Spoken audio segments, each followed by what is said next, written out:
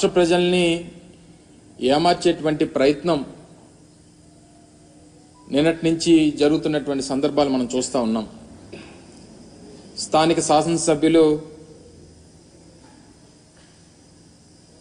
చాలామంది వారి కార్యకర్తల్ని అలాగే చాలామంది మీడియా సహచరుల్ని అందరినీ కూడా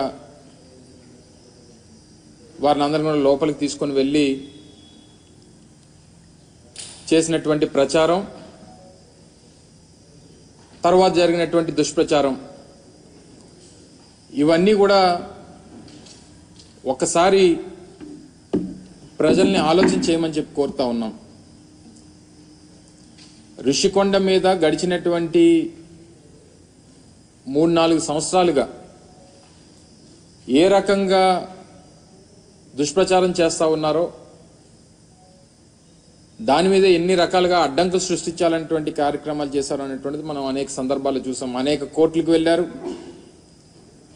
అనేక పర్యావరణానికి సంబంధించినటువంటి కేసులు వేశారు. వీటినన్నిటినీ కూడా అధిగమించి ప్రభుత్వం చేపట్టేటువంటి కార్యక్రమాలని, ప్రభుత్వం చేపట్టేటువంటి నిర్మాణాలని పూర్తి చేసేటువంటి కార్యక్రమాలు చేసి దాదాపు 4-5 నెలల క్రితం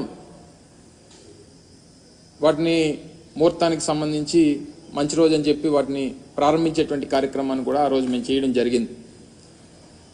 అయితే ఇప్పుడు చేస్తున్నటువంటి దుష్ప్రచారం అంతా కూడా అదేవో సొంత భవనాల్లాగా, ఈరోజు ప్రభుత్వం వారు ఉన్నారు, ప్రభుత్వంలో వారు ఉన్నటువంటి సందర్భాలు, ప్రభుత్వం దాన్ని ఏ రకంగా ఉపయోగించుకోవాలనేటువంటిది చూడడం మానేసి రేపు రానటువంటి కాలంలో రాష్ట్రపతితో లేకపోతే గవర్నర్ గారో లేకపోతే ఇతర పెద్దలో వచ్చినప్పుడు దాన్ని ఏ రకంగా ఉపయోగించుకోవాలి అనేటువంటిది చూడడం మానేసి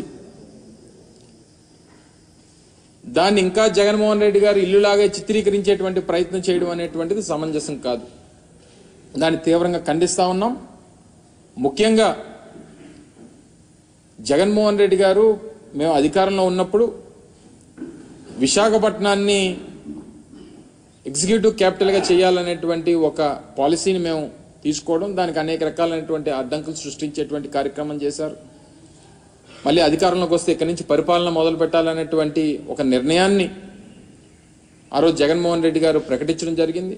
సరే, ఎన్నికల్లో వచ్చినటువంటి ఫలితాలు దాన్ని ప్రజాస్వామ్యంగా అంగీకరించి వారికి అధికారం వచ్చింది. సరే, వారు ఇప్పుడు నిర్ణయం తీసుకున్నారు, నిర్ణయం తీసుకున్న దాని ప్రకారం వారు చేసుకుంటారు.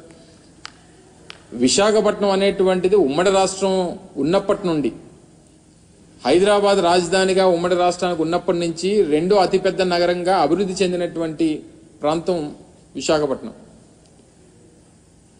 దానికి సంబంధించి గతంలో మేము ప్రభుత్వంలో ఉన్నప్పుడు ఒక state guest house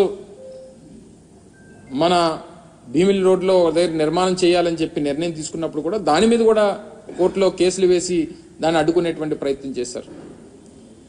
Jaganmohan Reddy గారు విశాఖపట్నానికి రాజధానిగా ప్రకటన చేసిన తర్వాత ఆ నిర్ణయంతో ముందుకు వెళ్ళాలనేటువంటి ఆలోచన చేసినప్పుడు దాని మీద ఒక కమిటీ మేము ఆ రోజు ముఖ్యమైనటువంటి ఐఏఎస్ అధికారులందరినీ, సీనియర్ ఐఏఎస్ అధికారులతో ఒక కమిటీ వేయడం, వారు కూడా దానికి సంబంధించి ఈ భవనం అయితే బాగుంటుందన్నటువంటి అభిప్రాయాన్ని తెలియజేయడం,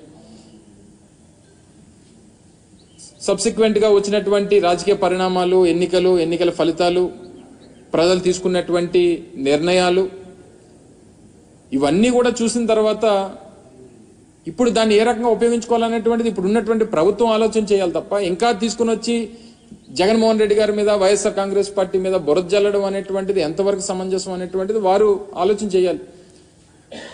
నేను కూడా మా పార్టీ తరపున మాట్లాడాల్సి వస్తేనో, ప్రజల తరపున మాట్లాడాల్సి వస్తేనో, ముఖ్యమంత్రి చంద్రబాబు నాయుడు గారు 2014 నుంచి 19 వరకు ఏ రకంగా ప్రభుత్వ ధనాన్ని, ఈరోజు ప్రభుత్వానికి సంబంధించినటువంటి భవనాలు నిర్మిస్తేనో, ఒక డిపార్ట్మెంట్కి సంబంధించినటువంటి నిర్మాణాలు, శాశ్వత నిర్మాణాలు నిర్మిస్తే దీన్ని ఈరోజు ప్రజలకి తప్పుదోవ పట్టించేటువంటి ప్రయత్నం వారు చేస్తున్నటువంటి క్రమంలో చంద్రబాబు నాయుడు గారు 2014 నుంచి 19 వరకు ముఖ్యమంత్రిగా ఉన్నప్పుడు ఎంత ప్రభుత్వ ధనాన్ని దుర్వినియోగం చేశారనేటువంటిది కూడా మాట్లాడాల్సినటువంటి పరిస్థితి వస్తుంది.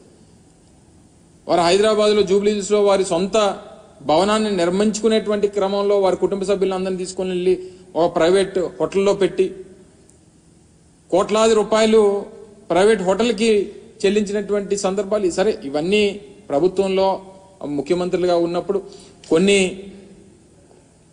సెక్యూరిటీ రీజన్సో లేకపోతే ఇతర వారికి ఉన్నటువంటి ప్రయారిటీసో ప్రోటోకాల్స్ ప్రకారం కొన్ని నిర్ణయాలు తీసుకుంటుంటారు. అవన్నీ తవ్వుకుంటే ఇప్పుడు అనేక రకాలైనటువంటి విమర్శలు చేయాల్సినటువంటి పరిస్థితి. ఈ సమయంలో మేము విమర్శలు చేస్తే ఇప్పుడే అధికారంలోకి వచ్చారు కాబట్టి మీరు చూసి తట్టుకోలేకపోతున్నారో లేకపోతే ఇంకోటో అనేటువంటి ఒక దుష్ప్రచారాన్ని మళ్ళీ మా మీద చేసేటువంటి ప్రయత్నం చేస్తారు. నేను వాటి జోలికి వెళ్ళను.